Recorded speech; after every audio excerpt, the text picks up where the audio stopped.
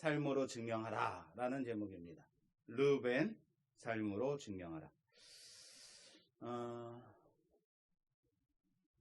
이제 오늘 42장부터 그리고 43, 44, 45장까지 42, 3, 4, 5 4장에 걸쳐서 요셉이 형들을 만나고 그들을 시험하고 그리고 그들과 화해하는 장이라고 합니다.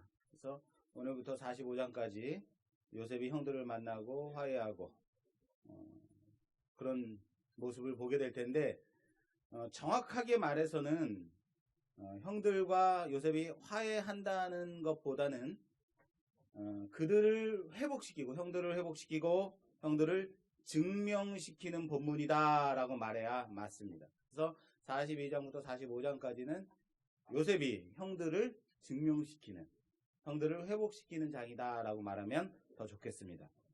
그래서 요셉을 제가 이제 시작하면서 요셉의 인생을 시작하면서 처음에 이 요셉의 이 본문 구조 요셉의 인생의 이제 구조를 좀 크게 살펴봤었는데 요셉을 전체적인 구조면으로 살펴보면 요셉이 어렸을 때 꿈을 꾸고 그리고 형들에 의해서 팔려가고 가나안에 있던 형 중에서 그 유다는 어떻게 살았는지 얼마나 밑바닥까지 갔는지를 보여주고 그리고 애굽에서의 요셉의 고난과 어려움 그리고 총리로서 세워진 요셉 그리고 형들을 다시 만나서 형들을 시험하고 회복시키는 장면 그리고 애굽으로 이 야곱의 식구들을 다 이전시키는 장면으로 해서 요셉의 인생이 이제 끝이 나게 됩니다. 요셉은 나름 이 모습 가운데서 자신의 삶 가운데 요셉의 삶 가운데서 성숙해져가는 모습을 보여줘요. 그리고 하나님이 원하시는 만큼의 변화되는 모습을 드러내고 있다라는 거예요. 요셉의 인생을 통해서 요셉은 그렇게 변화된 모습, 성숙한 모습을 보여주게 됩니다. 그러면 가나안의 형들은 어떠했는가? 가나안의 형들은 어떠했을까? 동생을 시기하고 죽이려고 하고 인신매매하고 팔아넘기고 가나안에서 막장 드라마를 써 내려가고 갈 때까지 가고 그러지 않았느냐라는 거예요. 그럼에도 문제는 첫째 르우벤부터 막내 베냐민까지 모두 다 하나님의 선택받은 백성이라는 거예요. 이스라엘로 구별된 나라가 돼야 하는 자들이라는 거예요. 이 12형제가 말이에요. 여러분 잘 생각해 보십시오. 아브라함부터 이어지는 하나님의 택함받은 족보는 이스마엘과 이삭 중에서 누구요? 이삭으로 에서와 야곱 중에서 누구로? 야곱으로 이어져 왔습니다. 그리고 야곱의 12 아들들은 이제는 누가 선택받았고 누가 날아갔느냐 누가 떨어져 나갔느냐라는 것을 보는 것이 아니라 하나의 민족으로 구별된 나라가 돼야 하는 사명을 받은 자들이 되었다라는 거예요. 이제는 그 택함의 문제가 아니고 구별된 나라로서 거룩한 나라로서 세워지는 사명을 받은 자들 12명이 그런 자들이라는 거예요. 그러므로 이삭과 이스마엘처럼 야곱과 에서처럼 완전히 다른 민족, 완전히 나누어진 민족이 되면 된다 안 된다? 안 되는 거예요. 이삭과 이스마엘은 뭐 배다른 형제였지만 완전히 다른 민족이 되어버렸어요. 에돔 민족과 이스라엘. 에돔이 아니죠. 이스마엘. 그리고 야곱과 에서는 어떻습니까? 같은 배에서 같은 씨로 낳았지만 그럼에도 불구하고 완전히 다른 민족이 됐죠. 야곱과 에돔 다른 민족이 됐어요. 하나의 민족을 계속해서 이어가야만 하는 이제는 이 12형제들은 아무리 어떤 문제가 생겨도 하나의 민족, 구원받은 백성, 거룩한 나라로 이어져 가야 되는 사명이 있는 자들이에요. 그런데 형들은 아무렇지도 않게 동생 요셉을 쳐버리더라라는 거예요. 아무렇지도 않게 자기가 좋아하는 이방 여인과 결혼해서 함부로 아이들을 낳고 막장 드라마를 써 내려가더라라는 거예요. 이래서는 하나님이 원하시는 구원받은 거룩한 나라가 될 수 있는가? 이것을 구원받은 거룩한 나라, 구별된 나라 이스라엘로 말할 수 있는가에 대한 고민이 있는 거예요.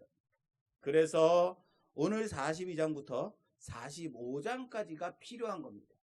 42장부터 45장은 단순히 인간적인 면으로 형들과 요셉이 화해했다, 요셉이 사랑으로 끌어안아줬다라고 보면 안 되는 거예요.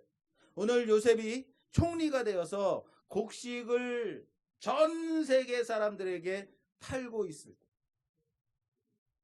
아버지 야곱에게 명령받은 형들이 곡식을 사러 애굽으로 내려옵니다.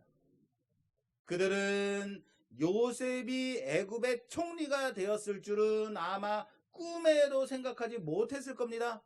아니, 도리어 종살이 하다가 아마 죽었겠지라고 생각했을지 몰라요.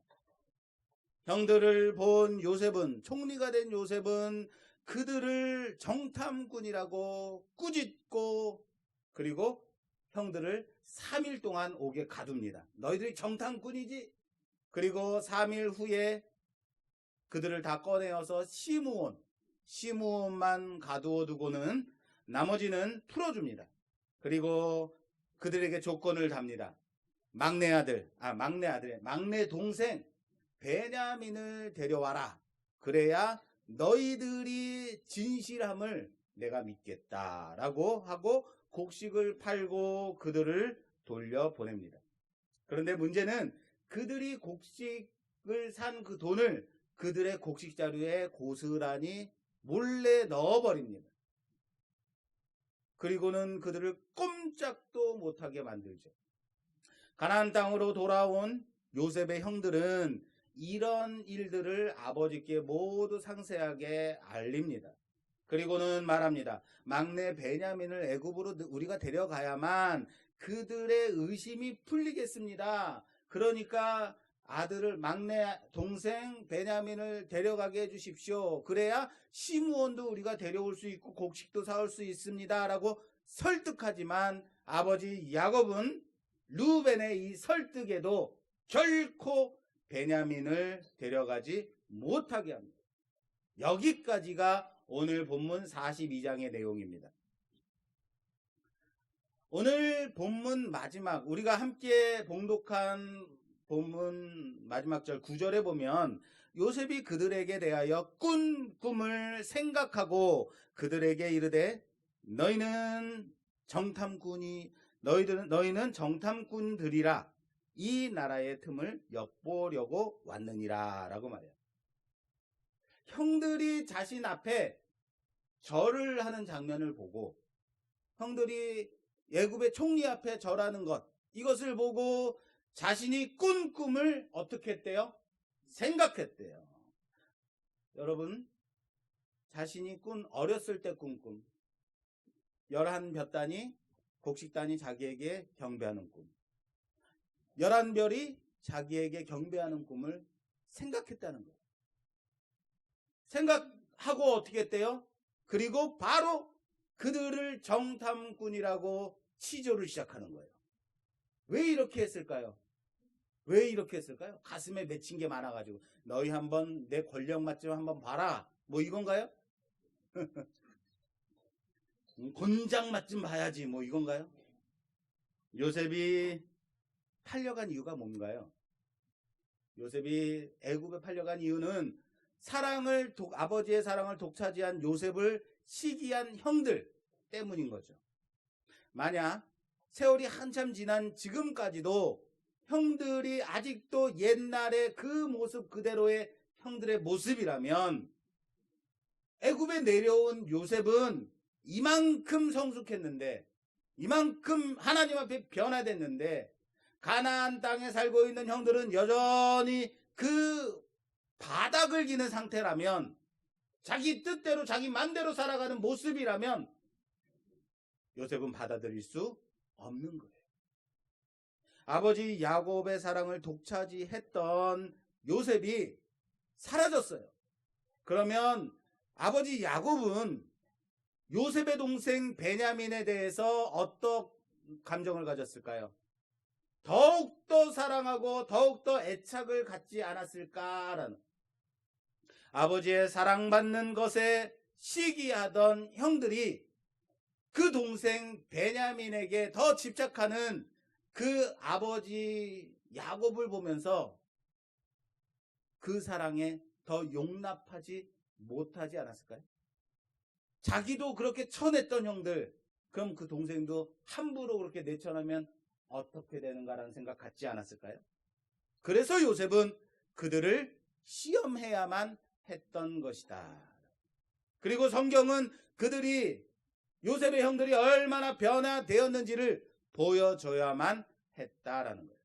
이것을 요셉이 꾼 꿈을 생각하고 그들을 정탐꾼으로 몰았다라고 말하는. 여러분, 요셉이 꾼 꿈을 기억하고 생각하고 이 일을 시작하는 거예요. 요셉이 어떻게 해서 총리가 됐어요?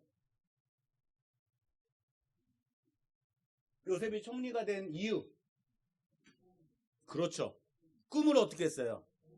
해석했어요. 요셉은 꿈을 해석할 지혜가 생겼어요. 하나님이 요셉으로 하여금 꿈을 해석하게 해주신 거죠. 그리고 오늘 요셉 앞에 엎드린 형들을 보면서 요셉이 꾼 꿈을 생각했다. 무슨 말입니까?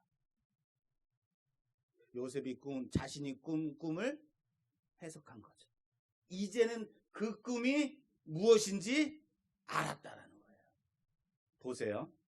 왜 요셉이 시험해야만 했을까? 좀 더 자세히 보여주는 장면이 42장 15절 말씀. 그 밑에 보면 이렇게 되어 있습니다. 너희는 이같이 하여 너희 진실함을 증명할 것이라. 바로의 생명으로 맹세하노니 너희 막내 아우가 여기 오지 아니하면 너희가 여기서 나가지 못하리라 라고 말해요. 요셉이 형들에게 말합니다. 이같이 하여야 너희 진실함을 증명할 것이다 라고 말해요. 그런데요, 너희 진실함을 증명할 것이다 라는 말을 공동 번역 성경에는 너희를 시험해 봐야 되겠다. 너희 막내 동생을 이리로 데려와라. 이렇게 말해요. 너희를 시험해 봐야 되겠다라고 말해요. 뭐라고요? 시험해 봐야겠다. 증명하라. 너희의 진실함을 증명하리라. 라는 말이 뭐라고요? 너희를 시험하겠다라는. 그리고 저는 사실 그래서 증명이라는 말을 좀 마음에 안 듭니다. 이 부분은. 번역을 영어 성경에 한 67가지 번역본이 있는데 여기서도 다 뭐로 돼 있냐면 테스티드로 돼 있어요. 테스트 뭡니까? 시험이죠. 그렇죠. 우리 아이들이 제일 싫어하는 시험.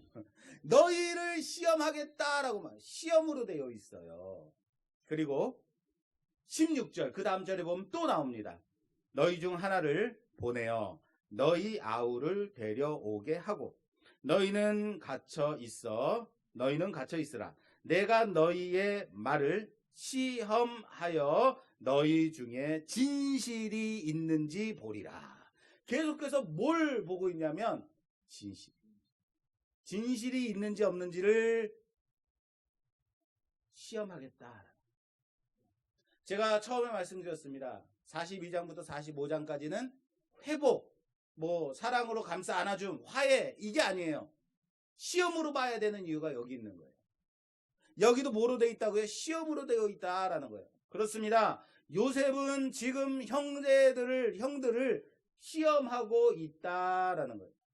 이 시험을 통과해야지만 그들이 자신들의 진실함을 증명할 수 있다.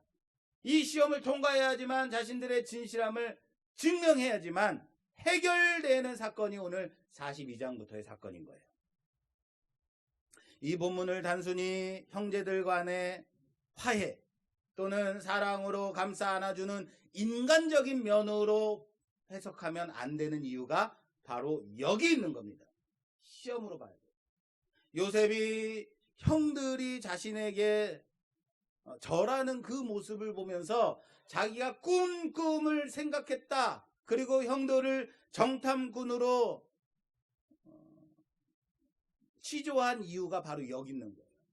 자기가 꾼 꿈을 드디어 풀게 된 거죠. 해결이 된 거죠. 아, 이것 때문이었구나 라고 깨닫게 된 거예요. 이것 때문은 뭘까요? 이것 때문은 뭘까요? 단지 형들이 자기 앞에 절하는 거? 우리가 앞으로 계속해서 보게 될 겁니다.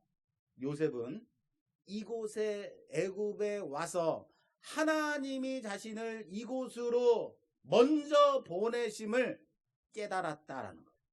그리고 곧 자신의 가족들도 이곳에 와야 함을 깨닫게 된 거예요. 자기의 꿈에, 어렸을 때 꾼 꿈의 해석이 바로 이거다라는 것을 알게 되었다는 거예요. 요셉은 단지 먼저 보내심을 입은 자임을 깨닫게 되었습니다. 그리고 그것이 하나님이 자기 자신에게 주신 꿈의 해석이고 자신이 감당해야 할 사명인 것을 깨닫게 되었다는 사실을 믿으시기 바랍니다. 물론 그렇다면 다시는 형제들 간에 갈라서거나 헤어지거나 다른 민족으로 나누어지면 된다, 안 된다? 안 된다는 거예요. 구원의 한 민족으로, 한 나라로 이루어 가야만 하는 큰 구원을 이루어갈 구별된 나라, 그것을 이룰 형제들인 거, 그것을 알게 되었다는 거예요.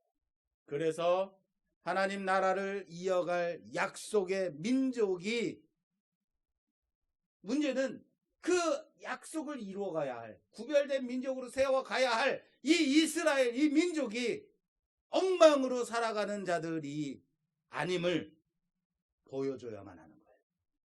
그것을 증명해야 되는 거예요. 말이 좀 어렵죠?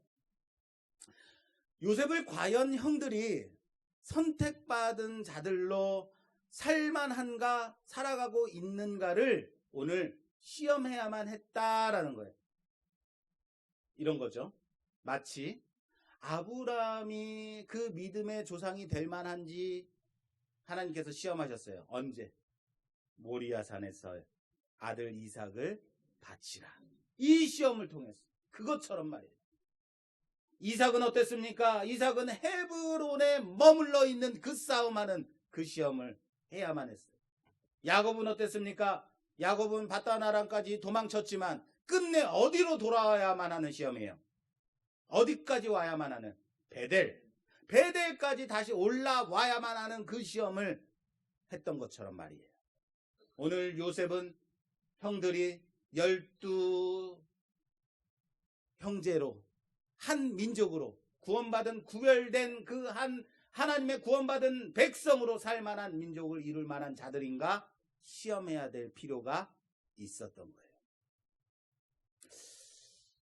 여러분, 예수 믿는다는 것으로 변화되든가요? 좀 더 쉽게 말할까요? 교회 다니면 변화되나요? 지긋지긋하게 안 변화되더라고요. 하나님의 선택으로 변화되느냐? 하나님의 선택받았다라는 것으로 변화되는 것이 아니다라는 거예요. 하나님의 선택받은 자로 살아가야 변화되는 것입니다. 하나님을 믿는, 예수 그리스도를 믿는 자로 살아가야만 변화된다는 사실을 믿으시길 바랍니다. 지금 우리에게 요구하는 것이 바로 그거예요. 요셉이 형들에게 요구하는 것, 형들에게 진실함을 증명해야 되는 것은 형들이 하나님 나라를 이어갈 그 족속으로 변화되었습니까? 그렇게 살아가고 있습니까? 그것을, 그 진실함을 증명하십시오. 그겁니다. 사랑하는 여러분, 말씀드렸습니다. 예수 믿는다고, 교회 다닌다고 변화되는 게 아니에요. 예수 믿는 자로 살아가십시오. 그 믿음 가지고 살아가는 그 모습을 통해서 우리 삶이 변화됨을 증명하는 여러분 되시기를 주님의 이름으로 축원합니다. 42장과 43장은 두 장이 본문의 구조가 똑같아요. 42장 오늘 본문과 다음 주에 볼 43장의 본문은 구조가 똑같아요. 어떠냐면요. 두 장 다 아버지 야곱이 아들들을 애굽으로 보내요. 가서 곡식을 사오라 라고 보내고 있습니다.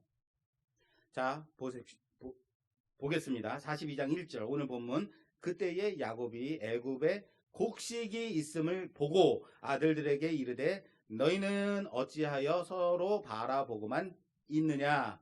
야곱이 또 이르되 내가 들은즉 저 애굽에 곡식이 있다 하니 너희는 그리로 가서 거기서 우리를 위하여 사오라. 그러면 우리가 살고 죽지 아니하리라 라고 말해요.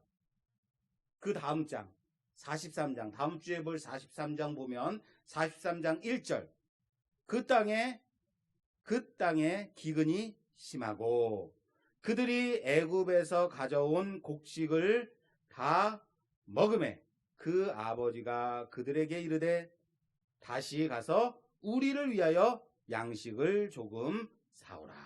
이렇게 시작부터 똑같고 내용도 똑같습니다. 두 장 다 야곱이 아들들을 애굽으로 보내고 곡식을 사오도록 합니다. 그리고 요셉은 형들을 시험합니다.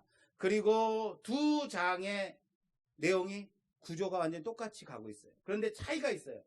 두 가지 차이가 있어요. 첫 번째 차이는 이 두 장 사이에 베냐민이 있느냐 없느냐의 차이가 있어요. 무슨 말이냐면요. 오늘 본 42장에는 베냐민이 없어요. 그런데 뒷장에 가면 43장에 가면 베냐민이 등장해요. 이 차이가 있어요. 이렇게 똑같은 두 장의 또 두 번째 차이는 무엇이냐면 우선 오늘 본문 말씀 42장 중간 이후에 보면 이 사건을 르우벤이 진행을 해가요. 42장은 르우벤이 진행하고 있는 반면에 43장 다음 장에서는 사건을 누가 진행해 가냐면 유다가 사건을 이끌어가고 있어요. 그래서 오늘 제목이 뭐예요? 르우벤 삶으로 증명하라. 자, 그럼 다음 주 제목은 뭘까요? 유다 삶으로 증명하라. 쉽죠. 그거예요. 여러분 제목 짓는 거 쉬워요. 예. 자, 오늘 42장 22절에 보면 르우벤이 이렇게 말해요. 르우벤이 그들에게 대답하여 이르되 내가 너희에게 그 아이에 대하여 죄를 짓지 말라고 하지 아니하였더냐. 그래도 너희가 듣지 아니하였느니라. 그러므로 그의 피값을 치르게 되었도다 하니라고 말했어요. 이제 요셉에 의해서 이들이 지금 감옥에 갇히고 치조를 당하는 가운데서 맏형 르우벤이 옛적 자신들이 요셉에게 행한 그 일을 기억하고 그것을 지금 핑계를 대고 있는 거예요. 내가 그래서 그때 동생 요셉을 죽이면 안 된다고 팔면 안 된다고 그랬잖아. 니네들 왜 내 말을 듣지 않아서 지금 이 인과응보를 당하는 거야? 라고 말하는 거죠. 신앙이 아닙니다. 어쨌든 르우벤이 핑계를 대고 있어요. 형제들에게. 그리고 그 뒤에 가면 37절에 르우벤이 아버지께 가서 말하는 장면이 이렇게 나옵니다. 르우벤이 37절 르우벤이 그의 아버지에게 말하여 이르되 내가 그를 아버지께로 데리고 오지 아니하거든. 베냐민을 내가 데리고 오지 아니하거든. 내 두 아들들을 죽이소서. 그를 내 손에 맡기소서. 베냐민을 내게 맡기소서. 내가 그를 아버지께로 데리고 돌아오리다 라고 말해요. 곡식을 사와야 되고 동생 시므온도 데려와야 돼요. 그러기 위해서 누가 필요해요?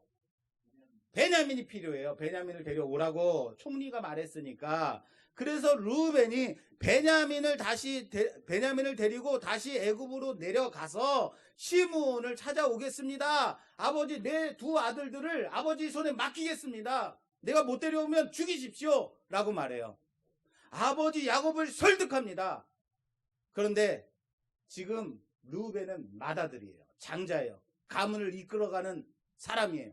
그런데 아버지 야곱이 이 르우벤의 말을 듣든가 듣지 않던가 안 듣더라라는 거예요.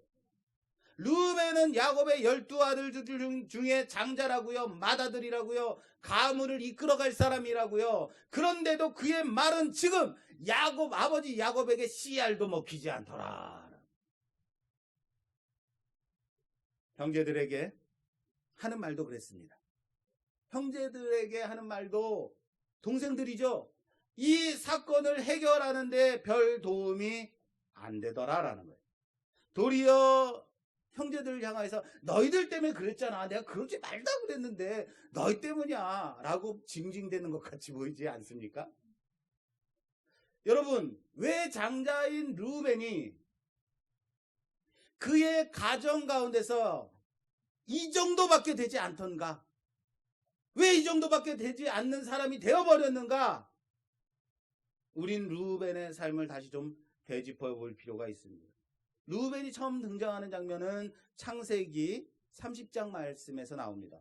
어머니 레아에게 합 한 채를 가져다 드리는 장면부터 등장을 합니다. 그리고 창세기 35장에 가면요, 아버지의 후첩이죠, 빌하와 동침하는 장면에서 또 나와요. 그리고 아버지는 이 일을 알아요. 이때부터 르우벤의 장자로서의 인생은 꼬이기 시작한 듯 보입니다.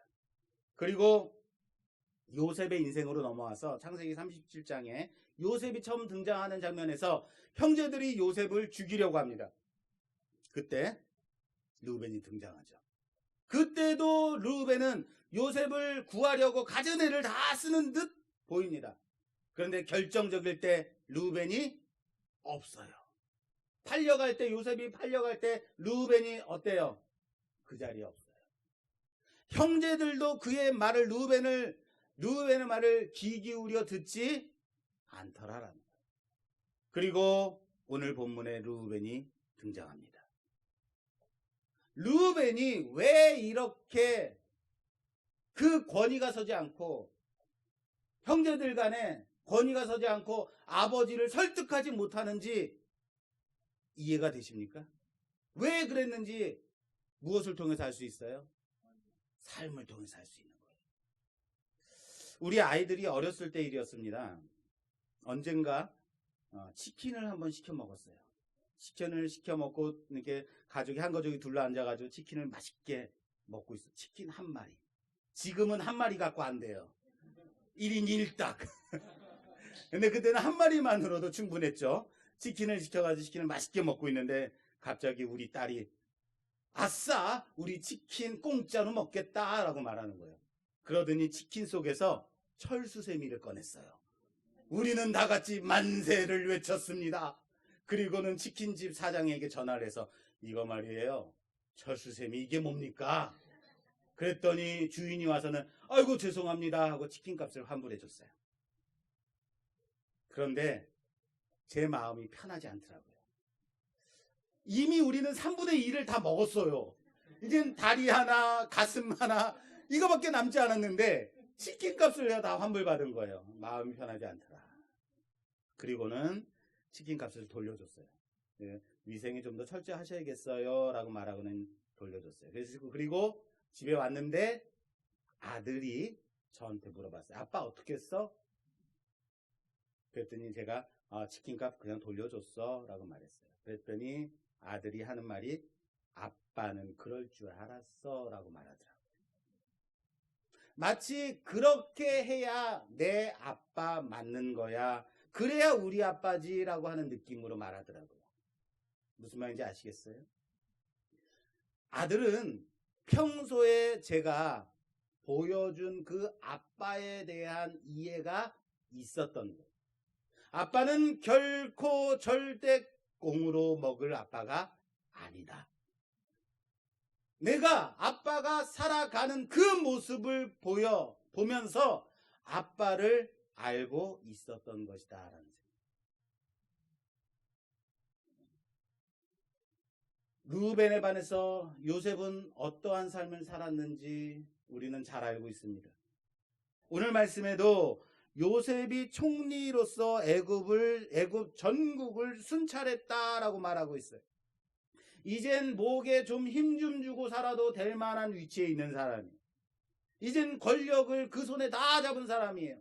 그런데도 총리로 순찰했다라고 말하는 것. 뭡니까? 이 말은 총리임에도 자신이 직접 외국 전국을 다니면서 살폈다라는 말 아닌가요? 게다가 오늘 본문 말씀의 6절에 때에 요셉이 나라의 총리로서 그 땅 모든 백성에게 곡식을 팔더니 요셉의 형들이 와서 그 앞에서 땅에 엎드려 절하매라고 되어 있어요.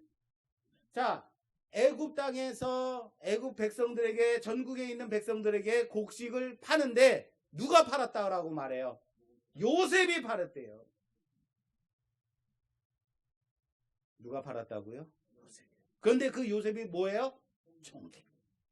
그가 직접 곡식을 팔았다라고 말하고 있어요. 그냥 말만 그렇게 했을까요? 아니요. 외국에서 온 사람들은, 이방에서 온 사람들은 어떻게 총리 앞에서 먼저 인사를 해야 되는 거예요. 그 자리에 요셉이 있었기 때문에 형들이 왔을 때 그 앞에 절을 하는 거예요. 그래서 형제들이 곡식을 사러 왔을 때 요셉 앞에 엎드릴 수밖에 없었던 거죠. 평소에 이렇게 성실한 요셉이었기 때문에 애굽의 왕 바로도 요셉에게 모든 권력을 줄 수 있었던 것 아닌가요? 야곱에겐 12 아들들이 있었습니다. 누가 구원받느냐의 싸움이 아닙니다. 누가 선택받았느냐의 싸움이 아니라고요. 이젠 구원의 문제에서 성숙의 문제로 나아가고 있다라는 거예요. 누가 하나님 나라에서 주도하느냐, 하나님의 구원의 그 계획을 주도하며 이루어가느냐, 그 싸움을 보여주는 자들이라는 거예요. 이것을 삶의 문제, 살아가는 싸움이라고 말하겠습니다. 누가 어떻게 살아갔느냐는 그가 지금 있는 그 자리로 평가되지 않는다는 것을 아십시오. 그가 살아온 삶의 흔적으로 드러난다는 사실을 믿으시길 바랍니다. 내가 총리로 있기 때문에 내가 성실하게 살았어가 아니라 내가 어떻게 살아왔는가의 그 삶의 흔적으로 증명된다는 사실을 믿으시길 바랍니다. 그가 끼치는 영향력, 그가 드러내는 삶의 향기, 내가 살아가는 그 삶으로 증명된다는 사실을 믿으시길 바랍니다. 가수 중에 이효리라는 가수가 있습니다. 제가 젊었을 때 핑클이라는 이제 그룹으로 문 남성들의 마음을 설레게 했던 우리 효리 누나. 그런데 지난주에 기사가 하나 떴어요. 제목이 이렇습니다. 신발 한 땀 한 땀 정말 이뻐요라는 기사 제목이에요. 이 기사가 떠서 이게 무슨 기사인가 하고 제가 내용을 들여다봤더니 이효리가 자신의 그 페이스북에 여러 옷을 갈아입으면서 신발을 자랑하는 사진을 올렸어요. 그리고 그것을 기사화한 거예요. 그런데요, 그냥 연예인이 자기 옷을, 자기 신발을 자랑하는 사진이 아닙니다. 그 신발이요, 청각장애인들이 한 땀 한 땀 수제로 구두를 만들어서 파는 사회적 기업에서 나온 그 신발이, 그리고 그 신발을 신고 너무 예뻐요 라고 사회적 기업을 무료로, 무상으로 홍보해주는 내용인 거예요. 착하죠? 그리고 그 페이스북 그 기사 이 페이스북 글로 인해서 청각장애인 수제 구두를 만드는 이 장인들에게 아주 큰 홍보가 되었다라는 기사가 떴어요. 그리고 이 기사 말미에 이런 글이 덧붙여 있었습니다. 이효리는 자신의 선한 영향력으로 청각장애인 구두 장인을 돕고 있다라고 써 있습니다. 여러분, 선한 영향력 어디서 많이 듣던 말 아닌가요? 선한 영향력 어디서 많이 듣는 말 아닌가요? 그렇죠. 하나님 믿는 자들, 예수 믿는 자들, 바로 그리스도인들에게 요구되는 영향력 뭔가요? 선한 영향력 아닌가요? 디모데전서 6장 11절 말씀에 이렇게 되어 있습니다. 오직 너 하나님의 사람아, 이것들을 피하고 의와 경건과 믿음과 사랑과 인내와 온유를 따르며 믿음의 선한 싸움을 싸우라. 믿음의 선한 싸움을 싸우라. 영생을 취하라. 이를 위하여 네가 부르심을 받았고 많은 증인 앞에서 선한 증언을 하였도다. 할렐루야! 할렐루야! 너 하나님의 사람아, 믿음의 선한 싸움을 싸우라. 선한 영향력을 끼치며 살아라. 이를 위해서 내가 부르심을 받았느니라. 이거 아닌가요? 믿음의 선한 싸움을 싸우는 여러분 되시기를 주님의 이름으로 부탁합니다. 여러분들의 삶으로 증명을 하시자고요. 마청으로 영향력 하나 없는 그 루벤으로 살아가지 말자고요. 누구로요? 총리임에도 현장에서 일하는, 성실하게 증명하는 요셉으로 증명하는 여러분 되시기를 주님의 이름으로 부탁합니다. 우리 그리스도인의 선한 영향력, 예수 믿는 자들의 선한 영향력으로 우리가 하나님의 사람임을 증명하는 우리가 되기를 주님의 이름으로 축원합니다. 루벤 삶으로 증명하라.